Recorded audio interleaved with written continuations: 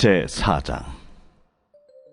그날에 7 여자가 한 남자를 붙잡고 말하기를, 우리가 우리 떡을 먹으며 우리 옷을 입으리니 다만 당신의 이름으로 우리를 부르게 하여 우리가 수치를 면하게 하라.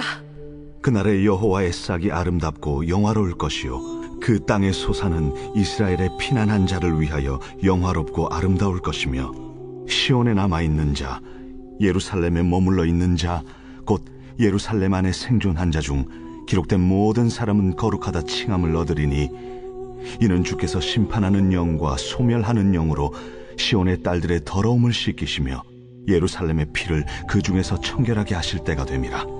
여호와께서 거하시는 온 시온산과 모든 지폐 위에 낮이면 구름과 연기, 밤이면 화염의 빛을 만드시고 그 모든 영광 위에 덮개를 두시며, 또 초막이 있어서 낮에는 더위를 피하는 그늘을 지으며 또 풍우를 피하여 숨는 곳이 되리라.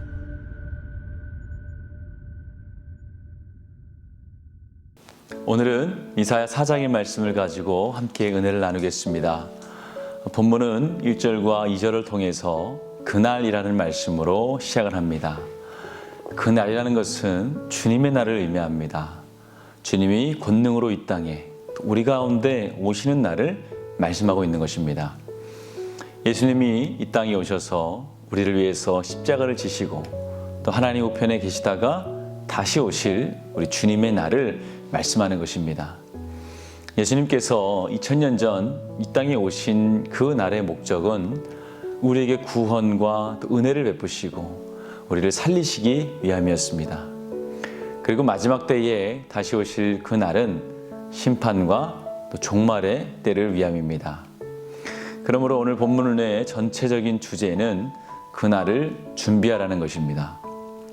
특별히 1절 말씀에 그 날에 7 여자가 한 남자를 붙잡고 말하기를, 우리가 우리 떡을 먹으며 우리 옷을 입으리니 다만 하나님의 이름으로 우리를 부르게 하여 우리가 수치를 면하게 하라 하리라 하고 말씀을 합니다.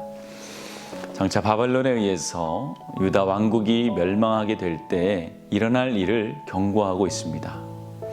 바벨론에 의해서 남자들이 전쟁에서 다 죽게 되자 유다 왕국에서는 과부와 고아들만 넘쳐나게 됩니다. 결국 한 명의 남자를 두고 7명의 여자가 구애를 하는 상황에 이르게 된 것입니다. 유다 왕국과 예루살렘의 여인들이 의지하던 것을 하나님께서는 빼앗아 가신 결과입니다.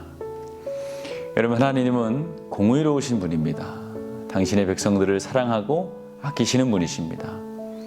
그렇다고 해서 죄에 대해서 가볍게 생각하시거나 그냥 넘어가시는 법이 없습니다. 죄에 대한 책임을 물으시고 그에 대해서 경고하시고 또 회개를 요구하시는 것입니다. 만약에 계속해서 회개하지 않고 말씀을 듣지 않으면 결국 매를 드시는 것이죠. 물론 때리는 하나님의 마음도 아프십니다. 그러나 죄의 삭은 사망이기 때문에 우리를 살리시기 위해서라도 매를 드십니다. 단호하게 죄를 잘라내도록 혹독하게 시련을 주시고 때리시는 겁니다. 그러므로 성도는 언제 어디서든 죄의 모양이라도 버려야 합니다. 하나님의 공의와 거룩하심을 잊지 말고 성도의 이름에 맞는 삶을 살아야 하는 것입니다. 결국 하나님의 본심은 우리를 때리시는 것이 아니라 다시 회복시키는 것임을 알아야 합니다. 2절의 말씀을 보면 그날에 여호와의 싹이 아름답고 영화로운 것이요 그 땅의 소사는 이스라엘의 피난한 자들을 위하여 영화롭고 아름다울 것이며 라고 말씀을 합니다. 여호와의 싹이란 말씀은 메시아, 예수 그리스도를 의미합니다. 비록 죄로 인한 심판으로 바벨론이란 채찍에 맞았지만 그 후에 반드시 하나님의 회복이 있을 것이라는 약속의 말씀입니다. 심판 후에는 다시 하나님의 거룩한 선민으로 영화롭게 회복시켜 주신다는 것입니다. 실제로 하나님은 진노 중에 유다를 심판하시면서도 동시에 남은 자를 남겨두시고 그들을 통해서 하나님을 섬기는 백성으로 다시 회복시키는 것을 우리가 볼 수 있습니다. 여기에서 자기 백성을 대하시는 하나님의 성격을 우리가 볼 수 있습니다. 하나님의 심판은 우리를 멸망시키는 데 있지 않고 정결케 하시기 위함인 것입니다.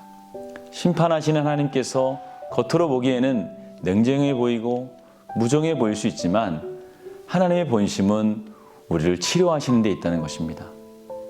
자기 백성을 온전하게 회복시키시는데 최종적인 목적이 있는 것입니다. 그래서 하나님의 심판이 아무리 엄하다 해도 늘 은혜의 그루터기는 남겨주시는 것입니다.